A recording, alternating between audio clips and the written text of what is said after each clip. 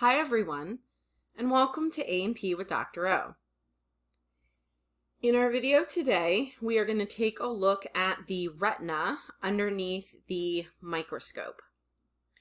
We know that the retina is where we are going to find our photoreceptors, our rods and cones, and we're also going to identify some of the other cells important in the visual pathway. If we think back to the visual pathway, we noted that there is great convergence. And if we remember back a few chapters ago, convergence is when we go from lots of neurons to fewer neurons to even fewer neurons. And that's going to help us identify our different cells here. We'll also talk briefly about the visual pathway, although we'll go into that in more detail in lecture.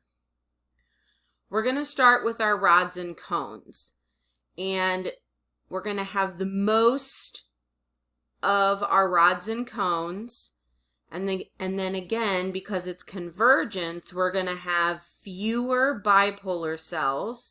We can see that there's fewer nuclei of the bipolar cells here versus our rods and cones here. And then we have even fewer ganglion cells. We can see just a few nuclei of the ganglion cells. Not only do we have lots and lots of rods and cones, but they have, you can kind of see these little almost like mohawk-like structures that come up here. This entire layer then is going to be our rods and cones, our photoreceptors. We don't have enough detail to tell them apart.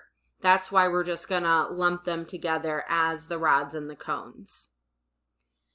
That means that this next layer here, this entire layer here, all of these nuclei are showing us the bipolar cells. And then our few nuclei that we see here. I'll extend my line down a little bit, but all of these nuclei here, those are going to represent our ganglion cells.